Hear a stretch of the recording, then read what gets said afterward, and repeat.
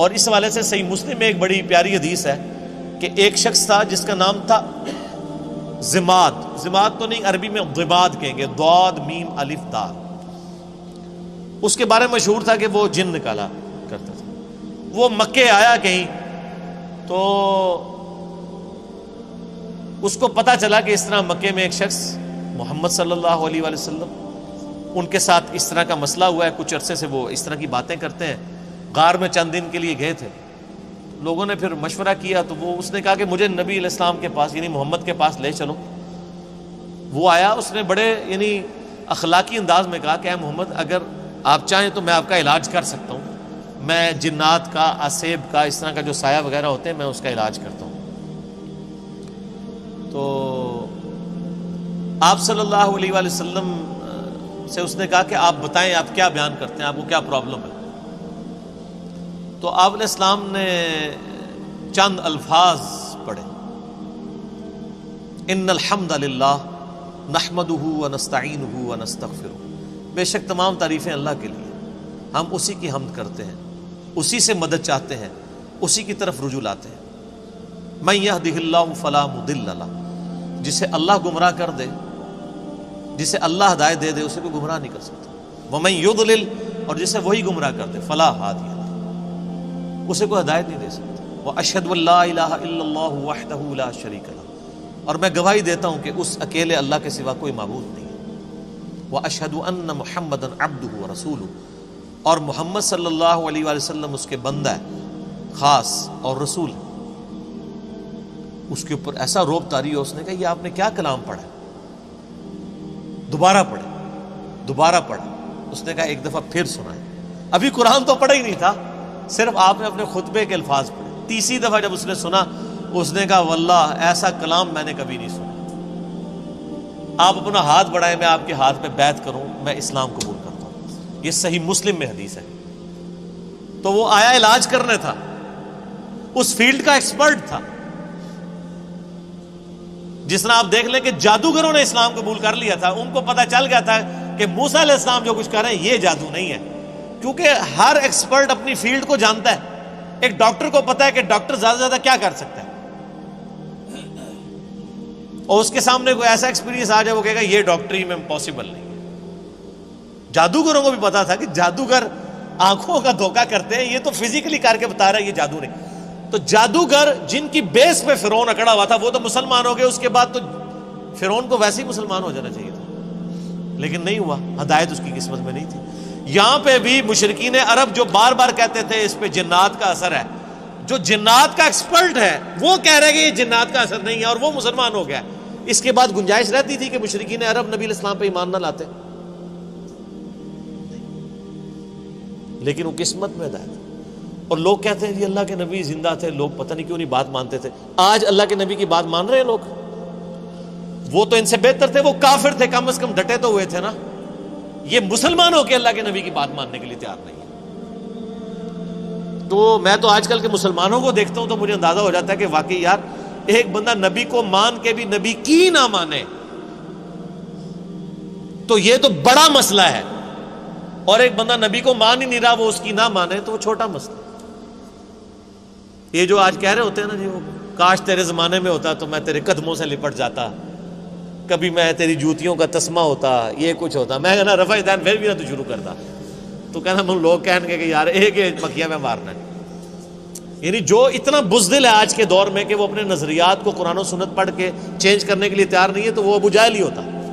یہ ضروری نہیں ہے کہ تیرے ہوتے جنم لیا ہوتا تو ابو بکر عمر عثمان و علی ہوتا رضی اللہ عنہ اجمعین. نہیں، عین ممکن ہے کہ ابو جہل ہوتا، عبداللہ ابن ابی ہوتا.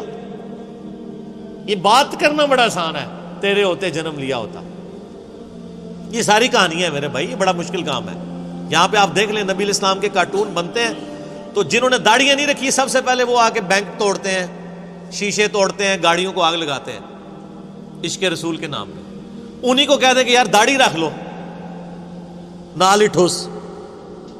حالانکہ ہونا یہ چاہیے کہ ان کافروں نے نبی علیہ السلام کے جو کارٹون بنائے ہیں اس میں نبی علیہ السلام کی مبارک داڑھی میں بم رکھ کے نا انہوں نے اس طرح کی شکلیں بنائی ہیں. تو پھر جڑا بننا کہ تو نے میرے نبی کی داڑھی میں بم دکھایا ہے. ابھی تو میں نے داڑھی نہیں رکھی تھی لیکن آج سے میں داڑھی رکھتا ہوں. ایسی کی تیسی تم لوگوں کی، تو کوئی کرنے کے لیے تیار نہیں ہے. مشکل کام ہے. اب بینک لوٹنا، گاڑیوں کو آگے لگانا، اے ٹی ایم مشینیں اکھاڑ کے لے جانا، ثواب دیکھیں. اے ٹی ایم مشین اکھاڑیں، آپ کو پیسے بھی ملے اور ثواب بھی ملے، اور کیا چاہیے. ظاہر ہے یہی کہانی کرائی گئی ہے نا. پاکستان میں تو مولوی یہی پٹی پڑھا رہے ہیں نا. جو بھی اینٹی اسٹیٹ ایکٹیویٹیز پہ علماء ابھار رہے ہیں اپنی عوام کو، وہ یہی کچھ کر رہے ہیں نا. غلامی رسول میں موت بھی قبول ہے، غلامی رسول میں اے ٹی ایم مشین لوٹنا بھی قبول ہے. تو سر پھر ایسی غلامی تو ہر بندہ کرے گا نا. دوویں جہانی مٹھے باؤ کہ مشین بھی لوٹ لی اور جنت بھی پکی کروا لی. تو یہ ساری باتیں کرنا یعنی آسان ہے، یہ دعوے کرنا آسان ہے، لیکن حقیقت ہے کہ یہ بڑا مشکل کام ہے سچائی کو قبول کرنا.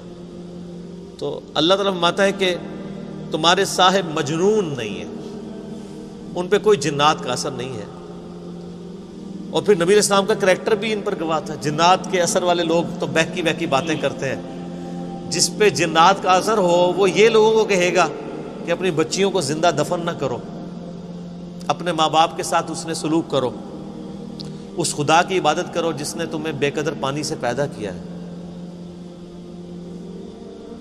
اس طرح کی اخلاقی اقدار جس پہ جنات کا اثر ہو تو اس طرح کی باتیں تو نہیں کرے گا. پھر سورہ یونس میں اللہ تعالیٰ شروع میں آیت نمبر 14، 15، 16 میں آپ کو ملے گا. اللہ تعالیٰ فرماتا ہے کہ یہ کہتے ہیں کہ اے نبی ان سے فرما دو اگر اللہ نہ چاہتا تو میں کبھی قرآن تم پہ نہ پڑھتا. اور یہ کافر کہتے ہیں کہ نبی اس قرآن کو بدل دو یا کوئی اور قرآن لے آؤ، یعنی یہ تو بہت سخت قرآن ہے. اے نبی تم فرماؤ کہ مجھے کوئی حق حاصل نہیں کہ میں اپنی مرضی سے اس قرآن کو بدل دوں. میں تو خود اس وحی کا پابند ہوں جو اللہ کی طرف سے میری طرف آتی ہے. قل انی اخاف ان عصیت ربی عذاب یوم عظیم. اے نبی یہ بھی فرما دو کہ بالفرض اگر میں بھی اپنی خواہش نفس سے کچھ ایسا معاملہ کرتا ہوں، اپنے رب کی نافرمانی کرتا ہوں، تو میں بھی ڈرتا ہوں کہ بڑے دن کا عذاب مجھے بھی آ پکڑے گا.